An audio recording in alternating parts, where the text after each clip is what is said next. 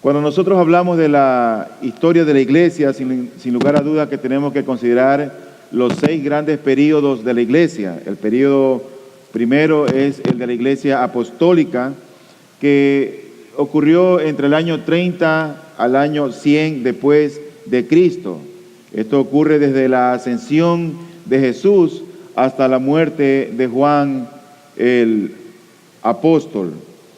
Luego está el período de la iglesia perseguida, que va más o menos desde el año 100 hasta el año 313 después de Cristo, fecha cuando el primer emperador romano, Constantino, dictó un edicto a favor de la iglesia cristiana.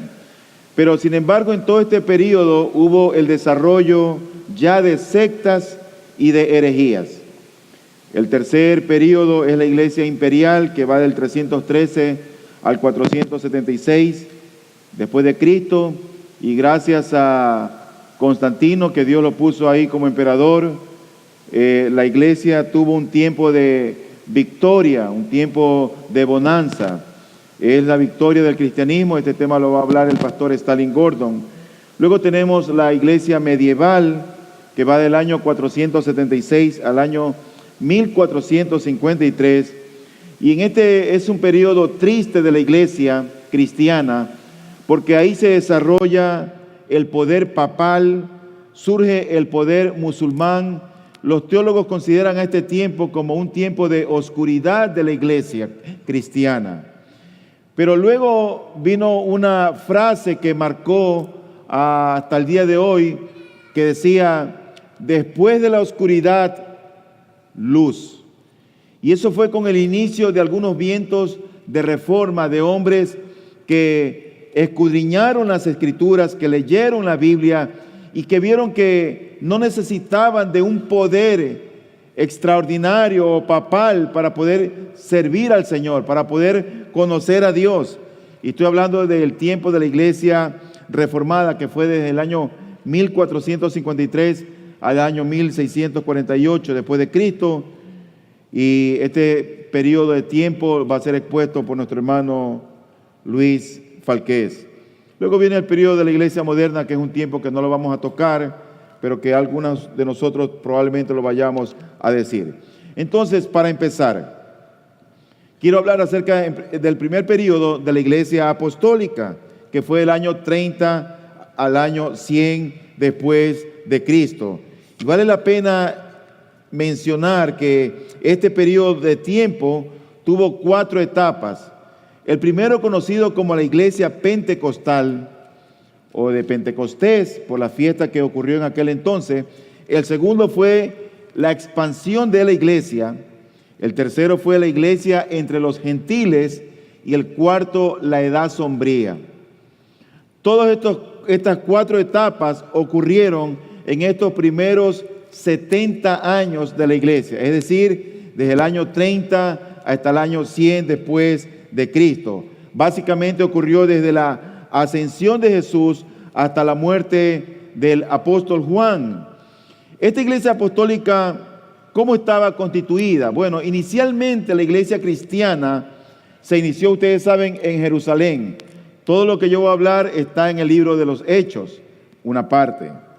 Inició en Jerusalén, estaba formada por creyentes, y ocurrió en el momento cuando descendió el Espíritu Santo en aquella fiesta en Pentecostés.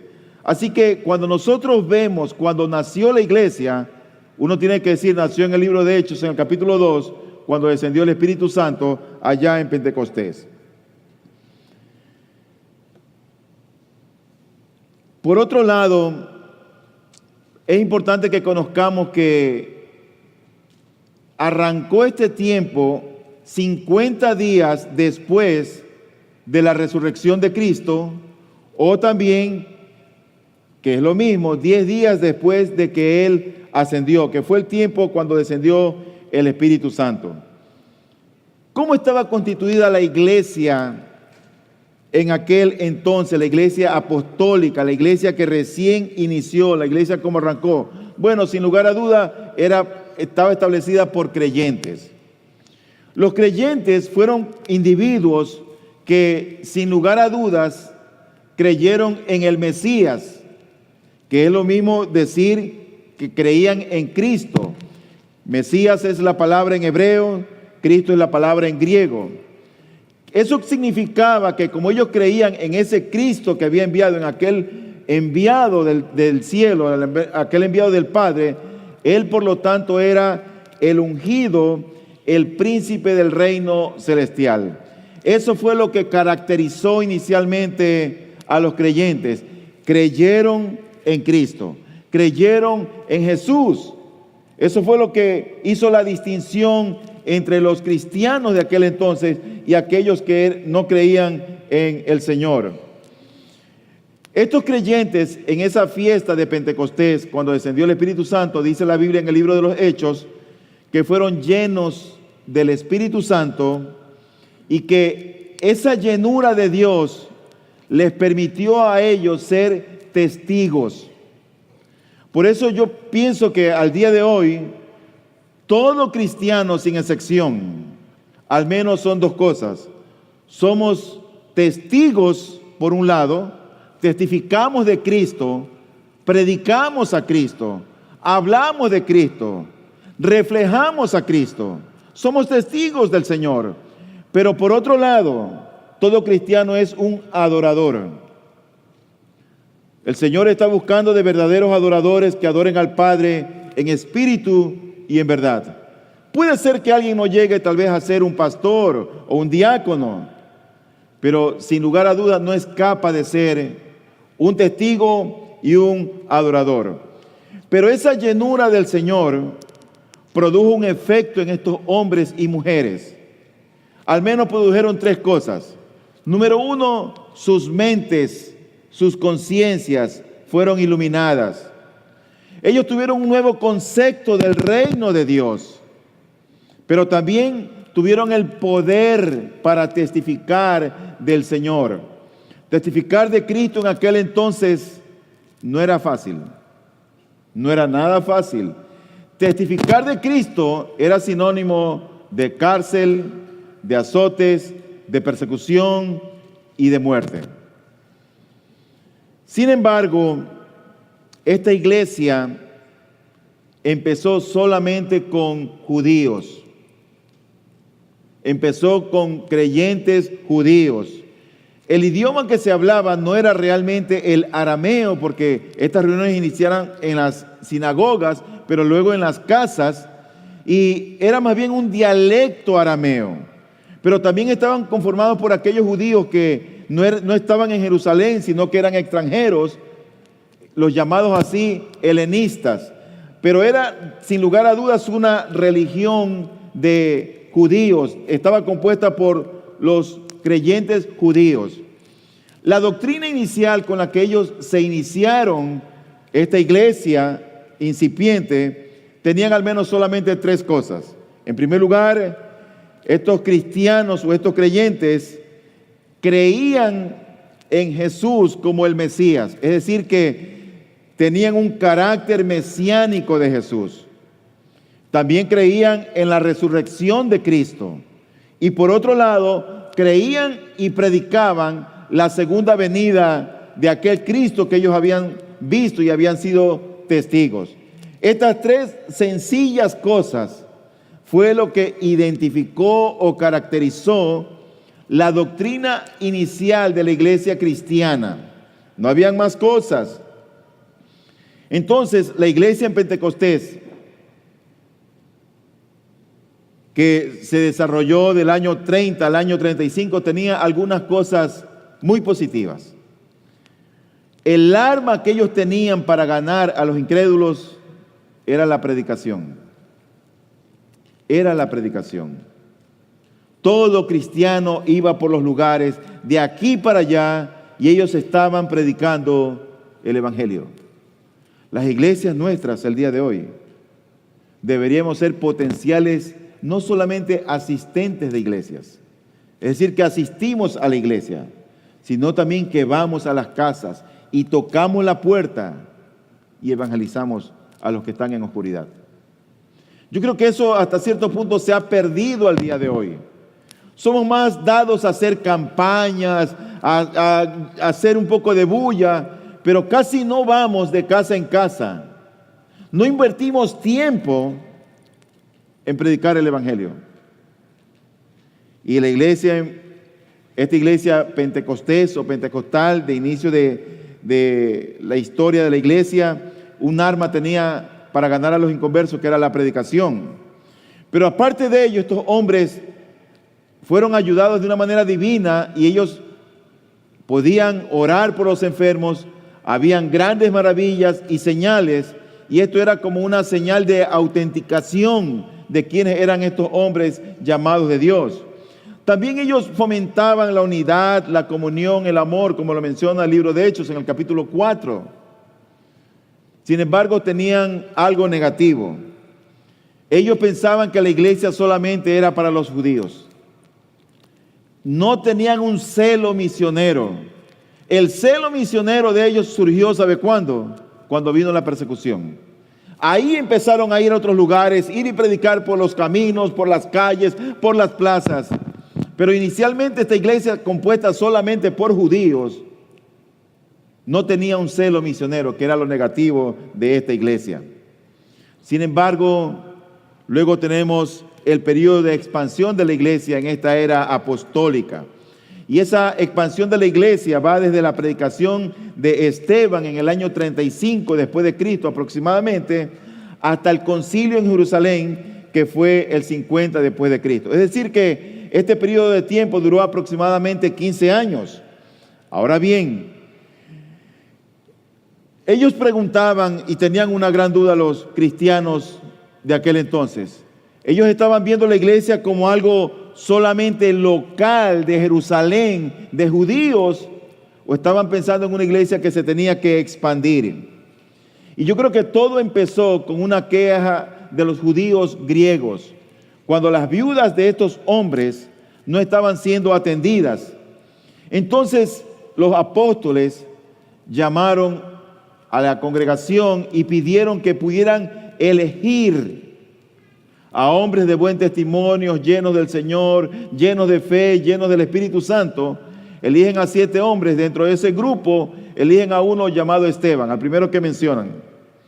Y este Esteban, un hombre cristiano, tenía una visión misionera. Ese fue el primer mártir de la iglesia. Pero al mismo tiempo surgió una amenaza para la iglesia, que era un hombre llamado Saulo, de una ciudad Tarso. Por eso era conocido como Saulo de Tarso. En aquel entonces, de entre esos hombres también que el Señor llamó cuando eligieron para que atendieran a las viudas de los judíos griegos, estaba también un tal Felipe. Felipe era un evangelista. Y Felipe va más allá de Jerusalén. Él empieza a predicar en Samaria. Se fundan iglesias en Gaza, en Jope y en Cesarea. Por aquel entonces Pedro resucita a Tabita. Pero al mismo tiempo el Señor convierte a aquel Saulo de Tarso, que era un hombre cruel, perverso, malo, perseguidor. Dios lo convierte. Hermanos queridos, cuando Dios convierte a alguien, hace de esa persona una nueva criatura. Empieza a pensar diferente, a hablar diferente, a actuar diferente. Se sobreentiende que el cristiano es alguien diferente al resto del mundo. Y el Señor convierte a este hombre, preparado, capacitado, pero malo. Así que Dios convierte a Saulo, y después que muere Esteban, la iglesia es perseguida y hay una dispersión de creyentes que salen de Jerusalén y van hacia Damasco, hacia Antioquía. Y en Antioquía, que era como un puerto principal donde estaba un grupo de creyentes, y habían creyentes que eran tanto judíos como gentiles.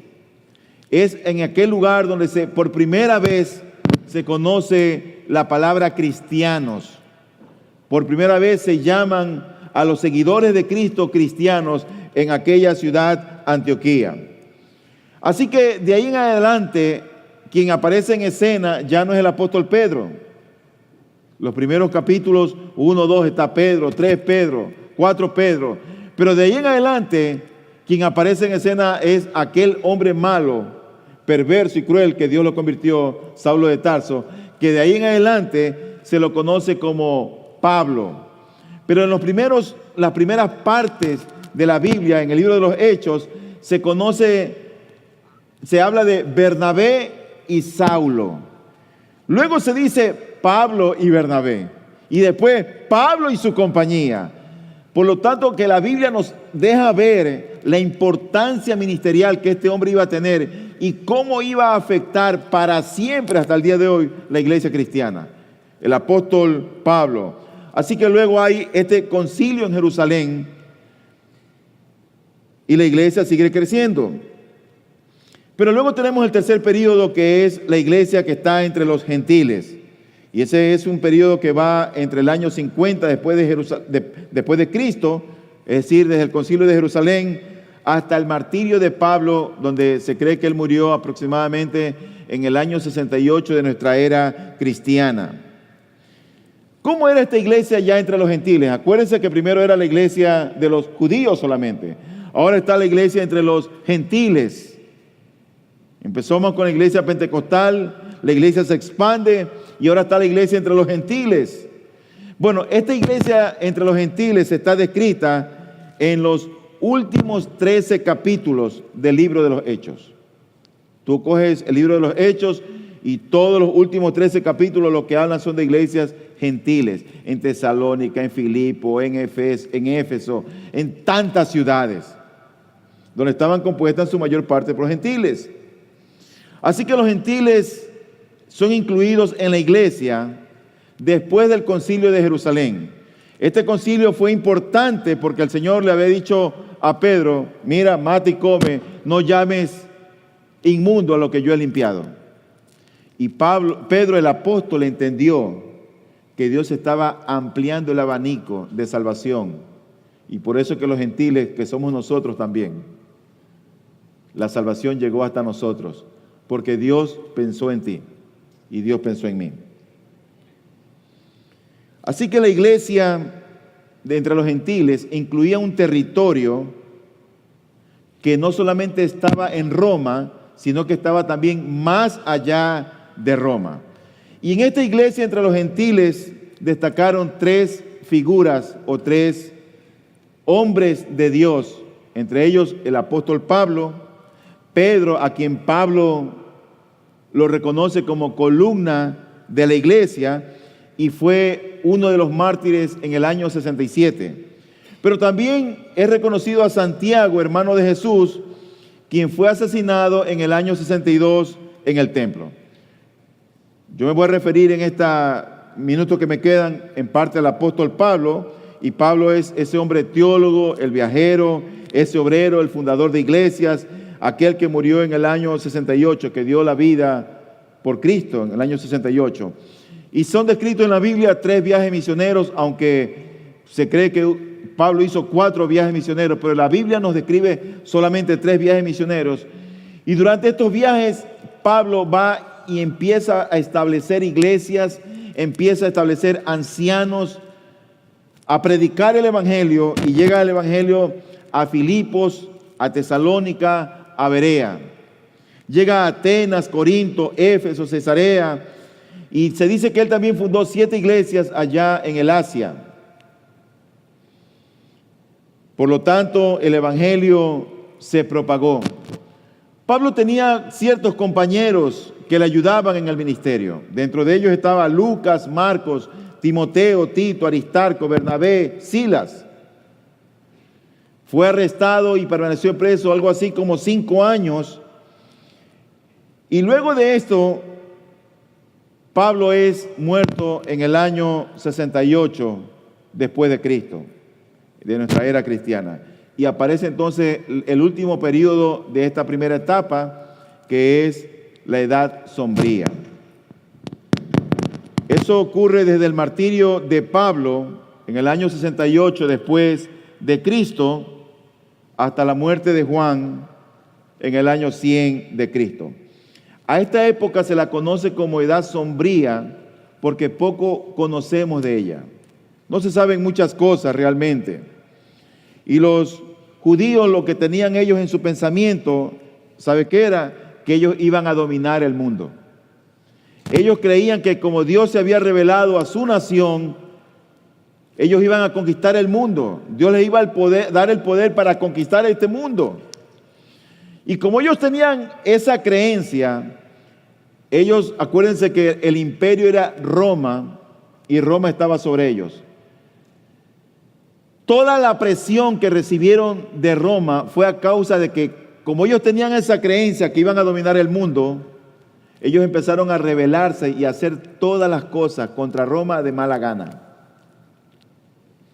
Eso fue lo que ocurrió con los judíos, con los creyentes. Esto llevó a que en el año 70 Jerusalén cae, una ciudad, una nación que ya tenía 13 siglos de existencia. 13 siglos. Y después de que cae Jerusalén, lo que hay es muerte y esclavitud. Miren, estamos hablando del pueblo de Dios. Hay muerte y esclavitud.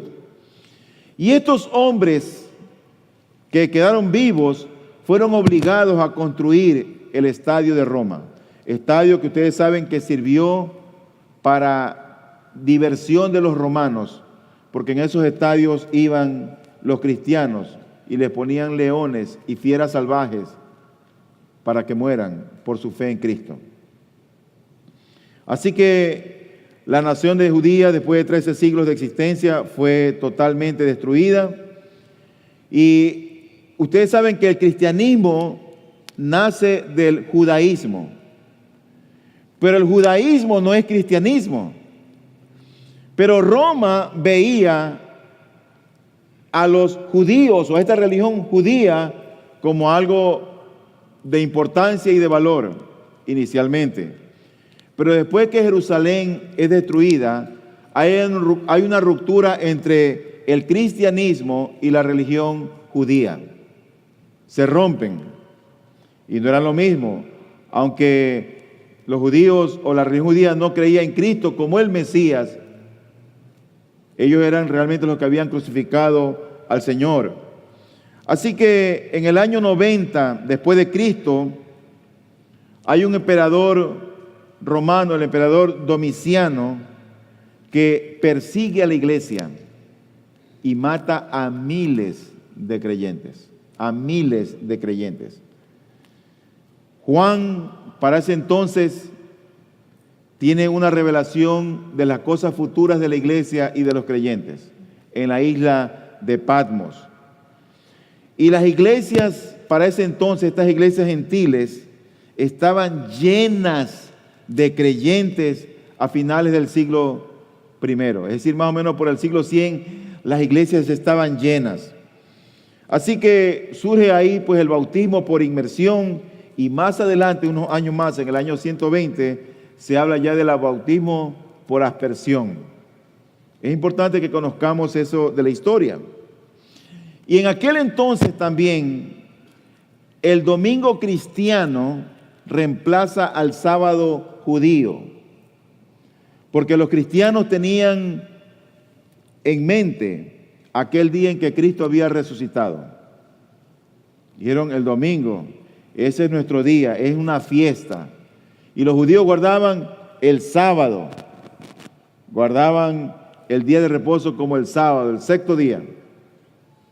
Por lo tanto, el séptimo día. Por lo tanto, la iglesia empezó a reunirse y empezó a guardar el día domingo. Por eso nosotros guardamos el domingo, que es el día del Señor. Y la cena era inicialmente en casa, pero pasan a hacerlo ya en el lugar de reuniones en la iglesia. Y los únicos que participaban en la cena del Señor eran los miembros de estas iglesias locales. Así que en ese tiempo, ya a finales del siglo, son mencionados los ancianos, que en la Biblia se los conoce también como presbíteros u obispos, que no son otros más que los pastores, y también se mencionan los diáconos. Las dos únicas autoridades de la iglesia que la Biblia menciona son dos: pastores y diáconos. No hay más. Y ellos empezaron a proclamar lo que veían en las Escrituras. En cuanto al culto de aquel entonces, por ese siglo, ellos en cada culto lo que hacían era lo siguiente: leían el Antiguo Testamento, las cartas apostólicas, los evangelios, cantaban salmos bíblicos e himnos cristianos, y las oraciones no eran litúrgicas, sino que espontáneas. Así que eso es el primer período, pero luego tenemos nosotros a la iglesia perseguida. La iglesia perseguida va desde el año 100 hasta el año 313 después de Cristo. Y este siglo es caracterizado porque hay un desarrollo, se propagan las sectas y las herejías en aquel entonces. Mira, tempranamente la iglesia fue infestada por las sectas y por las herejías. ¿Cuáles fueron las causas de las persecuciones imperiales? ¿Por qué es que la iglesia se vio perseguida? ¿Qué fue lo que causó la persecución? Bueno, al menos hay varios puntos que quiero mencionar. Los cristianos, ellos no permitían dioses paganos o ajenos. Si venía un dios a querer entrar dentro de la iglesia, los excluían. Eso no. Eran exclusivos. Los paganos permitían cualquier clase de dioses en sus religiones y en sus iglesias. Por lo tanto, esa conducta inclusivista del paganismo y la conducta exclusivista del cristianismo no empezó a caer bien en las comunidades, y fue uno de los motivos de la persecución. Pero por otro lado, la adoración de los ídolos estaba entrelazada con la vida. Cuando ellos querían poner un negocio de importación, de exportación, de compra, de venta, ¿sabe lo que hacían los romanos? Ellos ponían un dios, un templo pagano, para que los extranjeros cuando llegaran a esa ciudad se sintieran como en casa. Y ponían todos sus ídolos, todas sus estatuas. Y los judíos, los cristianos decían: no, nosotros no podemos entrelazar nuestra vida cristiana con la adoración a ídolos. Pero por otro lado, también se adoraba al César. Y los cristianos rehusaron rendirle adoración a un emperador. Eso fue otra causa de persecución. Otra cosa fue que la religión reconocida no era el cristianismo, era el judaísmo. En esta etapa, en este periodo de persecución de la iglesia, cuando la iglesia es perseguida, es decir, del año 100 hasta el año 313, estaba prohibida la religión cristiana. Pero además de esto, los cristianos se reunían secretamente y los ciudadanos romanos lo veían esto como una amenaza. Para los judíos, para los creyentes, cuando alguien entraba a una iglesia, si aquel era cristiano, no había distinción entre si era un esclavo o era un noble o era alguien importante. Todos eran iguales. Y eso lo veían con malos ojos, porque ellos decían: pero ¿cómo es posible que el esclavo esté mezclado ahí con el noble? Y eso, hermanos, somos llamados a que nosotros no hagamos distinción de personas en nuestras iglesias. Pero por otro lado también había intereses económicos. Estos intereses económicos, ¿sabe por qué fueron dados? Porque había mucha gente que vivía de la religión. Yo creo que al día de hoy también lo hay. Hacían adornos, estatuas y cosas de la religión y las vendían. ¿Tú recuerdas cuando Pablo lo sacaron de una ciudad porque liberó a una muchacha que le daba ganancia a que practicaba la adivinación? Bueno, En aquel entonces habían intereses económicos y los cristianos no estaban comprometidos con estas cosas. Así que hubo unas épocas de persecución en este tiempo que quiero mencionar para terminar con esto. ¿Cuáles eran las épocas de la persecución? Bueno, estuvo desde la época desde Trajano hasta Antonio Pío. Esa iglesia perseguida, ese tiempo de la persecución de la iglesia ocurrió del año 96 hasta el 161 después de Cristo. En este periodo de tiempo hubieron 5 emperadores y estos emperadores eran considerados como buenos emperadores de Roma. No hubo tanta maldad en el corazón de los emperadores contra los cristianos. Sin embargo, se describe a 2 mártires de aquel entonces, Simeón e Ignacio. Y estos hombres que murieron, tanto Simeón, dice la historia que a él lo crucificaron en el año 107 después de Cristo, y que a Ignacio lo arrojaron a las fieras en el anfiteatro romano en el año 108 a 110 después de Cristo. O sea que en este periodo donde gobernaron Roma 5 emperadores, no hubo tanta maldad, pero después de esto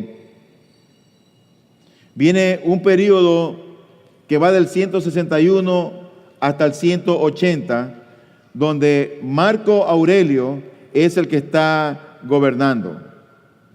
Esta fue una época cruel y mala, muy mala para la iglesia cristiana, porque muchos cristianos fueron decapitados o fueron devorados por las fieras.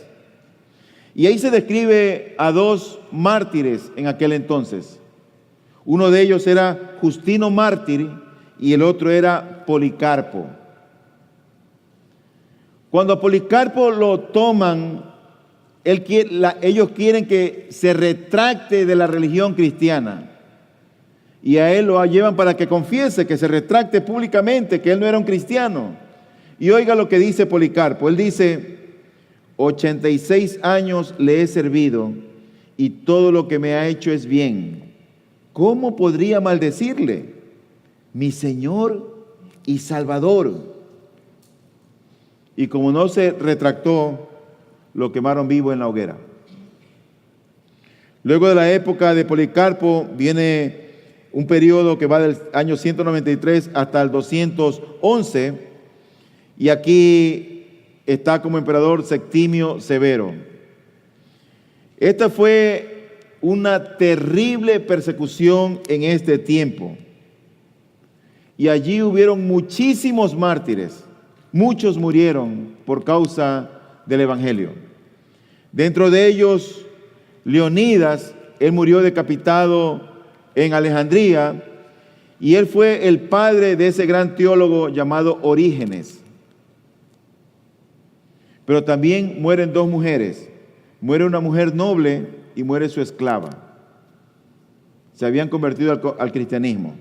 La una se llamaba Perpetua y la otra Felicitas. Luego viene el período de Decio, que va del año 249 hasta el año 251, y también hay una persecución terrible.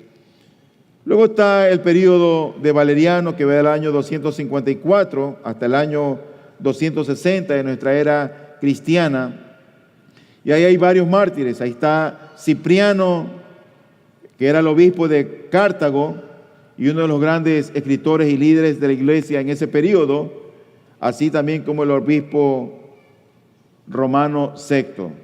Todos ellos murieron de maneras atroces, crueles, y finalmente viene Diocleciano y Galero, que están ellos finalizando la época cruel de persecución, hasta que hay un edicto de Constantino. Constantino era el hijo de un tal llamado Constacio, y este hombre era un hombre pagano, Constantino. Inicialmente, Dios, dice la historia, que lo trajo al cristianismo, y este hombre vino a Cristo. Así que se dicta un edicto un edicto que favorecía a los cristianos y ya no habían persecuciones.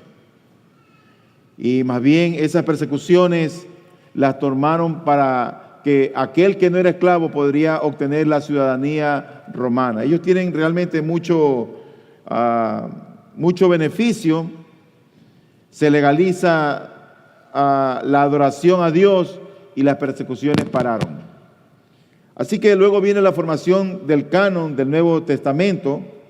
En ese tiempo viene la formación del canon, pero también hay el desarrollo de la organización eclesiástica. ¿Por qué la iglesia empezó a organizarse? Bueno, porque los apóstoles murieron. Ya no tenían líderes que pudieran estar como Pedro, como Pablo, como estos hombres que tenían la autoridad. Y la iglesia empieza a organizarse. Pero otro de los motivos es que la iglesia había crecido y se había extendido y necesitaban ellos, por supuesto, que organizarse. Habían persecuciones imperiales y tenían ellos que organizarse. Había el desarrollo de sectas y de herejías y la iglesia tenía que entender qué es lo que creía. Por eso es que en aquel entonces empiezan a surgir las confesiones de fe y los credos. Ahí es que nace en este tiempo el credo de los apóstoles, que no fue originario de los apóstoles, sino más o menos por este periodo, por el año 200 después de Cristo. Así que ellos lo que empezaron es con los credos a tirar la línea para separar entre los apóstatas o herejes o sectas y la iglesia cristiana. Pero también hay una analogía del gobierno imperial donde la manera como ellos levantaban emperadores era una manera que no era bien vista por la comunidad. Y esto hace que también la iglesia empiece a organizarse. Así que lo primero que la iglesia se organiza es desarrollando doctrinas. Yo creo que toda iglesia debería tener al día de hoy un marco doctrinal que nos identifique, cada iglesia independiente, un marco doctrinal en qué creemos, dónde estamos. Es fácil decir, creemos en la Biblia, pero la Biblia tiene un montón de doctrinas. Y tú les preguntas a los testigos de Jehová, a los adventistas, a los unitarios, muchos de ellos, todos creen en la Biblia. Hay que tener un marco doctrinal. Así que surge ahí varias escuelas de Alejandría, la escuela de Asia Menor y también la escuela del norte de África. Estas escuelas lo que estaban procurando era poder instruir a los creyentes en diferentes regiones para el beneficio de la iglesia cristiana. Pero también hay el desarrollo de las sectas. Las sectas se desarrollan los gnósticos, que era una mezcla entre cristianismo y paganismo. Están también allí los ebionitas, que era otra secta donde estos hombres insistían en que las leyes y las costumbres judaicas tenían que ser observadas por la iglesia. Era una secta. Luego están los maniqueos, y ellos enseñaban que el universo se compone de dos reinos. Decían, uno es de luz y el otro es de tinieblas. Y que cada uno de ellos luchaba por el dominio de la naturaleza y en el hombre. Estos grupos rechazaban a Jesús y no creían, y ellos más bien estaban esperando a un Cristo celestial. Y los últimos que se mencionan son los montanistas, y así llamados a causa de su fundador Montano. Y es increíble que a pesar de que este grupo de montanistas no fue considerado como una secta o herejía, sin embargo, la iglesia cristiana lo rechazó. Cuando tú lees la historia de la iglesia, es increíble ver que Juan Wesley y Harnack, muchos siglos después, tomaron algunas de las enseñanzas de los montanistas. Entonces, ¿cómo era la condición de la iglesia? A causa de todo esto, la iglesia fue purificada, la iglesia tuvo una enseñanza unificada, la iglesia estuvo organizada y la iglesia empezó a crecer. Esto es un resumen de lo que ocurrió en el siglo I y II. Días de gloria, días de victoria, pero también días de muerte, de persecución y de esclavitud. Hay 6 períodos de la iglesia apostólica y la iglesia perseguida. ¿Cuáles son mis conclusiones de este tema? Yo al menos tengo 3 conclusiones que sacar de este tema que he expuesto. En primer lugar, tú tienes que pensar, querido hermano, que no estamos viviendo en tiempo de persecución. ¿Sabes que la persecución fue buena en aquel entonces? ¿Sabe para qué? Para que la gente confiara en el Señor y predicara a Cristo. Pero también la persecución trajo muerte. Y yo creo que debemos sentirnos agradecidos que no haya persecución.